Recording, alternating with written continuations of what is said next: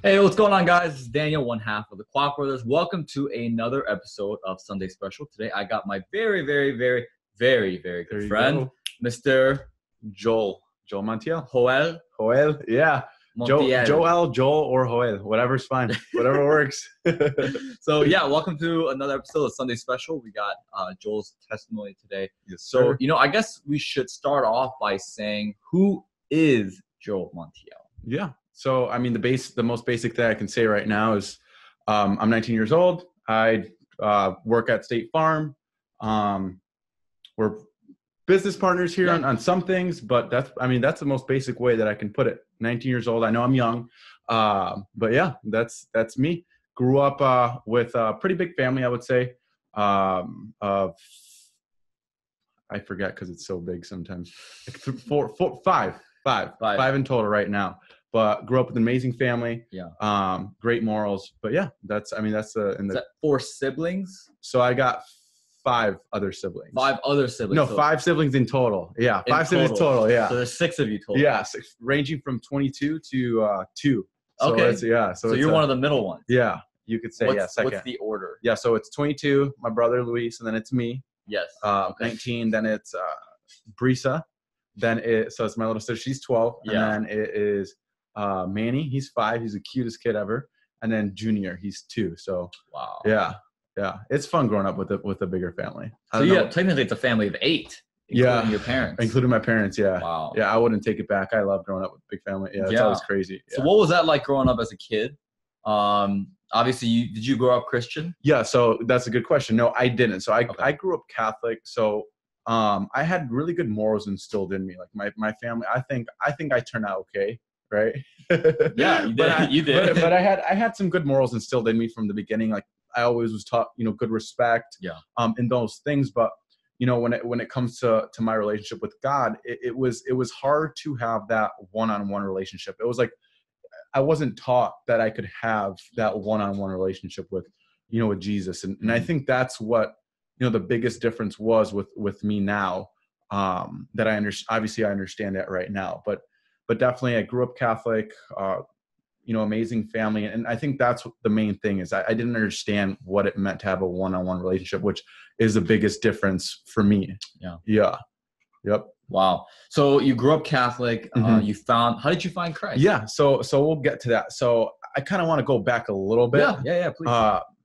Kind of towards, I would say, I'm going to start my story more like in high school years, I would say, because I think that's where I kind of hit my lowest. And I think it's awesome because I was just listening to a worship song about something, and it was about how God finds you at rock bottom, right, absolute lowest. And I think that was definitely the story for me too, right? So I went into, middle school. You have your middle school years, right? You want to be cool, whatever. But then high school came, and freshman and sophomore year, I really was doing very stupid things, right? I kind of lost the morals that my family taught me, right? Because that can only go so far. I feel like if you don't have some sort of, moral, let's say function. And I think that's what God does for me a lot too. Right. But besides the point, I was messing with the wrong people, right, in the wrong crowd, got the wrong attention, and I went as far as, doing drugs, alcohol, and all that. It went bad. Right. So I wasn't hanging out with the right people. That was just my bottom. I didn't care really, right? I didn't care for my future. I wanted to have fun, right? And it was hard. It was hard, right? Because I didn't see a purpose for my life. It was like a day-to-day thing, do whatever, have fun, do this, try to be popular, be cool, hang out with the cool kids. And for me, it was almost like I had a two-faced life, because still with my family, I'd be a good kid, right? But they didn't know. I was sneaking out of the house at midnight, going to these college parties. And I was a freshman and sophomore, right? And I was going to University of Chicago, or what is it? The one in Chicago? UIC? UIC, yeah. UIC. And then something really bad happened there that kind of to me. But I was doing all that sort of bad stuff, right? And then I kind of started realizing this is really not the path I want to take. I want to have a sense of purpose in my life. Of course. I want to work hard for my goals, right? Because one of the best things that my dad taught me was work ethic. And I was like, you know what? I need to start working hard for my future. Yeah. Right. I kind of just got tired of being that person of, that I was being. And I think it's so funny because God put a special girl in my life at that moment that is now my beautiful girlfriend, that really like helped out tremendously with leading me to Jesus and who this Jesus, thing was. Yeah. And that brings me to it. This girl, like we were friends. I was definitely into her for a long time. Yeah. But she lost attention she wanted nothing to do with me like those years because she wasn't into guys that were stupid, right? Which good for her. Yeah. Right. Every girl should take that into consideration. Yeah. 100%. So, I started talking to her and hanging out with her and stuff like that. And I just kind of saw that there was such a big difference in her. Like she was always known as like the sweetest girl in high school, the prettiest, 100% the prettiest girl in high school. But she was so nice. Like she was so sweet. And I met her family too. And they were just like the nicest, right? Like, they talked about Jesus and I was like, I didn't know Jesus in that way. And in the way that I was taught. And I was like, I want to know, I want to know more, right? Yeah. This, like what there's like the reflection that I saw from Jesus from them was like amazing. So, there's this one time, obviously I had a huge crush on her. So part of it too was like, all right, I need to get my crap together because she's not into guys who are being stupid. Right. But, we were hanging out, we're talking and we're developing a good relationship, good friendship. And, she brought me over to her house. And like I said, they talked about Jesus and, that got me really curious. Like that was like that one step further, like, okay, like I want to know even more now. Right. And I think, I prayed about it and I'm sure they prayed for me too, obviously. And I think those really it really softened my heart and opened my heart, to kind of dive deeper into what is this whole Jesus thing, excuse me, for me. And there was this there was a summer, I believe sophomore year. She was going out to like her summer Christian camp. And she was actually like, you should just go out to dinner, like with my dad and ask him some questions. I was like, at the time, like going out to dinner with the girl that you like her dad is like, who does that, right? Like you're putting yourself in the trap. But I genuinely wanted to know more. Right. And I didn't care at that. Like if that's the dad, like, I don't care. Like, I just want to know more. Right. Cause this guy is an amazing man of God and he knows God's word, like amazing. What's his name? Dino Heckerman. And he's going to be watching this video. Dino Heckerman. Yeah. A shout out to you, Dino. Yeah. And you'll meet him one day because I know he wants to meet you guys anyways. I'll talk to you guys about him. But yeah, there you go. But anyways, so that happened, right? And we, I went out with him. It was to a village squire. Yeah. And he pretty much he pretty much was like the answer for my prayers. He answered, he really did answer the questions that I like had in terms of doubt, in terms of like, what is this? And it was so funny because at that village square, that's when I gave my life to the Lord. Whoa. Yeah. I broke out crying. I was just like, Jesus, I want to know you. I want to know you. Like, I want to be with you. Right. Because I wanted to head that path because I knew God had a purpose, for me more than what I even thought. And I wanted a part of that.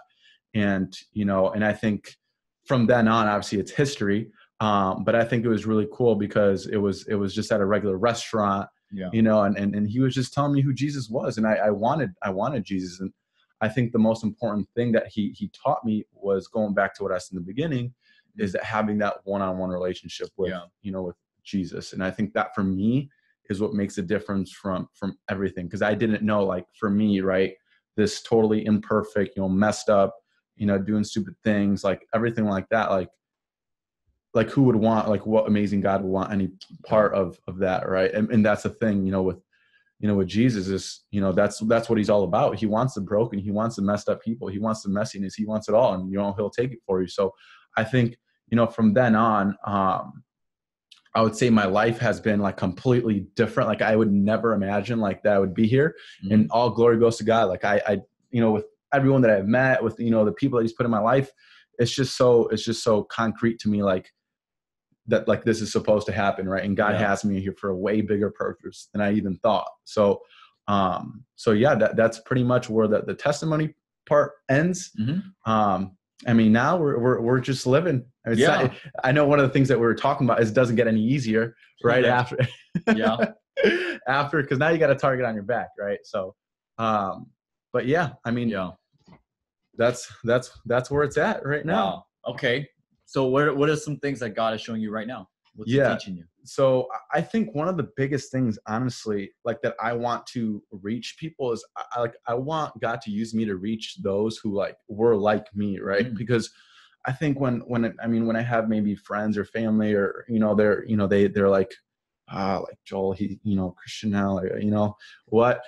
I think it might have like a stigma of maybe like a little bit of perfection and stuff like that. Right. And I think the biggest thing for me is like, no, like I want people to know that I'm so imperfect. There's so many things wrong with me, but I have a relationship with someone that is, and that's the biggest difference. Right. Like I want to reach those who are struggling. I want to reach those who are messy. Like those are the people that I want, the ones that are perfect, so-called already perfect, like good for you. Right. We'll leave you alone. We'll leave you perfect. But I want to get to those. And I think that's what God's really teaching me is I want to be used to reach those people because I was in that position once, right? So I think, other than that, God shows me so many things every single day, and it's just amazing what, like, I couldn't be more grateful, and there's nothing to complain about in my life right now. Like, God's just doing amazing things. And that's another thing too that I always think about, like, if I didn't have God, like I would have went way, way, way left. Like, I think God has, God's plan is so big, so perfect for you. Doesn't mean your life's going to be perfect. Doesn't mean, everything's going to go good, but that God definitely showed me, that he has a purpose for me and he has a purpose for everyone. Right. And I think we just need to choose to take that path because it's bigger than what we even think it's going to be. Yeah, absolutely. Yes, sir. So, I know there's a lot of times in my life where God has purposely introduced challenges. Yeah. Because he wants me to grow. A lot of times, a lot of times it's amazing. Like, it's frustrating for Christians. I don't want to say Christians, but people who genuinely follow Christ. Yeah. When we are put in situations where Christ is more concerned about not what we do, but who we are. Who we are. 100%. And that the who we are can't happen through just, I'm going to wake up and go to the store and I'm going to change 100%. I couldn't agree more. And I think I was reading a Bible passage. I'm not too good with remembering. You gotta have to have Mello help me out here. But it's basically God was leading, I think the Israelites through the wilderness, right? Okay. Which is like the struggle, the challenges.